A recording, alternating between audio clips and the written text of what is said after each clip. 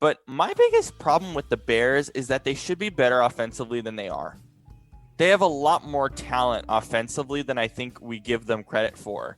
It's just that Nick Foles and Mitch Trubisky obviously being the worst of the two, that they just don't showcase the talent on the team. Like, it was so annoying in the first quarter to see Nick Foles just constantly throw the ball to Allen Robinson.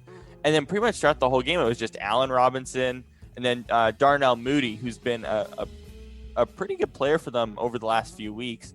What was a fifth rounder that they got him at. It's just annoying.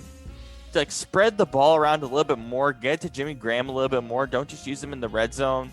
David Montgomery had a good day catching. Obviously, the run game's been a little rough, but they played some top 5 rush defenses over the last few weeks. Just spread the ball around more. I feel like it's that simple with Nick Foles. Just spread the ball around more. And not to forget Anthony Miller as well, who his role's been a little diminished, unfortunately. But it's like, just spread the ball around a little bit more. Get other players involved. And I think that will get this offense moving a little bit better than it did. Because even when it was moving, it still looked a little bit flustered to me. Shane, your thoughts on the game? Yeah, I think one of the issues with Foles in this offense is, we've seen him go around to so many different teams, and he is kind of hit or miss depending on which franchise he goes to. Let's be honest. I mean, he hasn't really worked out in most places other than Philadelphia, if at all. And so I think it's only his second or third game with the Bears starting, and so I think part of it is that he might need a little time to just kind of mesh with this offense, and because there's no preseason or anything, so he's coming out pretty raw, you know what I mean? So I think that's probably part of the problem, because when you look at his connection with Robinson or whatever, he does look pretty good. I think he just needs to, like you said, spread the ball around a bit more. And I think if he did that, they would be. I mean, not that they're a bad team; they're 4-1, but they would be a much more convincing 4-1. Or I think they would, actually give teams a lot of trouble. Because, like you said, defensively, they're pretty solid. It's just offense. I think they need to figure a few things out. And no, Foles, he's not a franchise guy. But, I think he is a good bridge guy at least.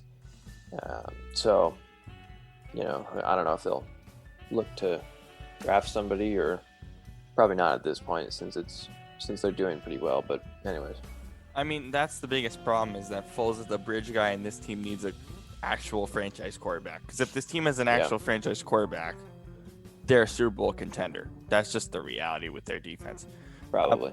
But Brandon, what are your thoughts on Foles in this offense? So first, I just want to say, I think one of the issues that we're not taking into account with the Bears is who exactly do they have as wide receiver, right? They're not exactly stacked. No, they're underrated.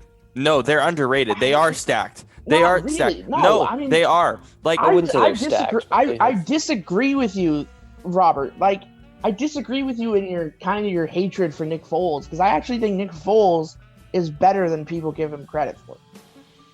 You said he's streaky. I think Nick Foles is in a position where he's learning. I think Nick Foles had a hell of a better game. I don't want him to learn. Tom Brady. I don't want him to learn. I want him to do. He did not look streaky to me last night at all. I'm telling you about his career. So when I said streaky last night, my point is his career is just a roller coaster. And in games like last night, show how much of a roller coaster he is. The first quarter, they couldn't do anything offensively. And then for the last 3 quarters, yeah, he was good. But, like, let's be completely honest. They cannot win consistently with Foles at quarterback. Obviously, they can't win consistently with Trubisky at quarterback. But he cannot be doing this. He cannot be doing a roller coaster thing where one quarter he's good and the last 3 he is. He needs to actually be consistent. I think this wide receiving core is much better than people give it credit for. I love Jimmy Graham. He's playing phenomenally this year, considering what we projected him to do. I feel like it's on Foles to make this offense work and nobody else, and I don't think he is. Yes, I think you're right in the sense that he is playing better, but I can't have this be a week-to-week thing. It either has to work or it doesn't, because Chicago has bigger aspirations than we think they should. But go ahead and finish your point, Brandon. So I would argue that so the whole thing about him being streaky, right? He's played for let's just talk about the teams this man has played for. He played for the Eagles, where he won a Super Bowl, right? Played really well. He beat Tom Brady, or Philly special, yada yada yada. He played for the Rams, the Chiefs when they sucked, the Jaguars when they sucked, and the Rams when they sucked. And now the Bears. Yeah, the Rams when they sucked. It ain't his fault that he's quote-unquote streaky. He has played for shitty teams with shitty wide receivers and no one for him to throw it to. And you could make the argument that even if you looked at his stats, to be fair, I haven't gone super in depth on his stats, but it's right here. His touchdown to interception ratio in his career as of week 5, he is 76 touchdowns for 38 interceptions. Like, as a quarterback, he is reliable. Is he a Tom Brady in his prime? No. Is he a Russell Wilson right now? No. Is he an Aaron Rodgers? No. But I would take Nick Foles over tons of quarterbacks in the league who are starting right now. And here's the thing, too. Because, Robert, you were saying that he needs to be good now. I don't know that I agree with that necessarily, because, I mean, if you look at it, it's not like they're 2-3 or something, and they need to bounce back. No, they're doing okay. They're fine. You consider his situation. He had no OTAs, no preseason. I mean, this is like when he hopped in against the Falcons in week 3. That was his first time in a game situation with Chicago ever. Okay, he's not gonna click right away. I mean, look at Brady. I mean, he's struggling in this new offense, and he's the greatest of all time. So you know what I mean? Like, things aren't just gonna click right away, especially when you have no preseason or anything like that. But I think if you give him, 2 or 3 weeks, then maybe things will start to connect a little more, and then he'll start to be more consistent. But I mean, I know what you mean, though, because I do think that they, in the next few years, they should probably be looking at like a franchise guy, because Foles, I mean, he's 30, 31, something like that. And I don't think he's going to be one of those guys who's going to play really well until he's like 40, so, yeah, I don't know. To me, he's like, you know what he is to me? To me, he's like a younger Ryan Fitzpatrick. That's basically his career, yeah. But like a little better. Or maybe a Brian Hoyer type. Well, no, he's better than that. But he is better than that, I will say that. Yeah. But anyways. Look, I will say that this criticism, as you guys pointed out, is semi-unfair. But for me, it's because I expect more from Chicago. I do, because I think they have talent around that offense, and that defense is so good. And I cannot tell you how. So remember Jacksonville, right? Remember Jacksonville when they made the AFC title game, and obviously Foles much better than Blake Bortles, no question. I look at that Jacksonville situation in that year when they won the AFC title game and then the year after, and I just think the Bears are in basically that same position. Because I look at the Bears and I go, hey, defense, right? Like Saxonville, right? They had a top 5 defense. This defense is top 5. Now, they haven't performed like top 5. You know, they even showed on the broadcast since 2018. But why haven't they performed top 5? It's because they're put in precarious situations because of this offense. I understand that it might be a bit unfair to put all the criticism on Foles. Obviously, a lot of it probably should be on Matt Nagy. But the reality of the situation is I think that this defense is just frustrated. And at some point, it's going to boil over. And that might not entirely be on Foles. It probably shouldn't be. So to be fair, to be honest, I should say, it is a little bit unfair. But the reality is I expect more from this offense because this defense, to me, is getting frustrated. And eventually, it's just going to be like, we're done. Do you get what I'm saying? That's where I have an issue. Yeah. Ultimately, if you're looking at the big picture, that's the big picture issue here. Mm-hmm. Yeah, and I mean, I do think that, you know, because I agree with you. I think that they're, you know, I mean, their receivers aren't like, you know, they're not stars or anything, but I do think that they're pretty underrated. And so, you know, I mean, I think that,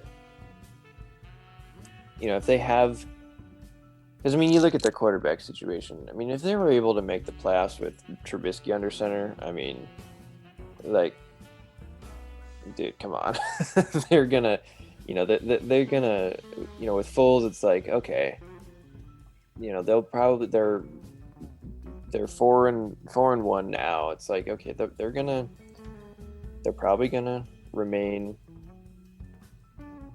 I don't want to say consistent, but, you know, they're going to keep winning throughout the year.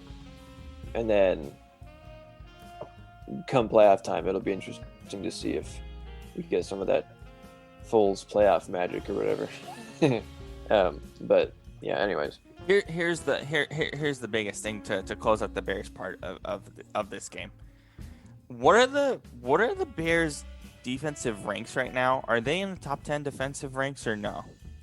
I'm not exactly of like just overall ranks. Where are they overall ranked right now? Let me check.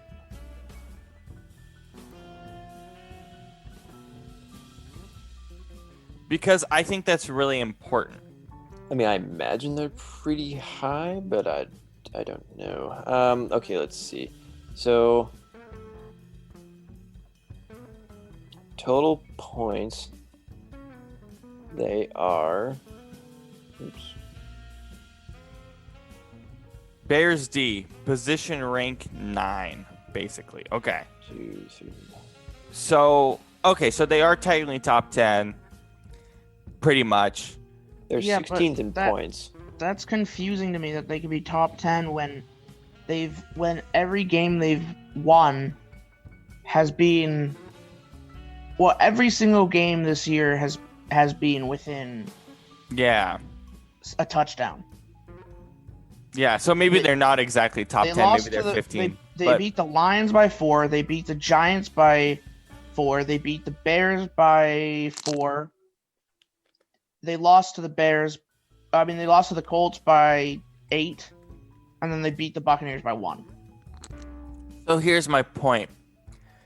The point is that I'm using the rankings as an example. I mean, we're not totally prepared for that, which is okay. But I mean, I wasn't expecting to make this point necessarily. But my point stands is that they were top 5 in 2018, and they've consistently gone down in rankings because if you had a franchise quarterback there, they probably would finish top 5 easily defensive wise. Because the offense wouldn't move down the field and the defense wouldn't have to be on the field as much as they are. Yeah. You know, they wouldn't get as tired out.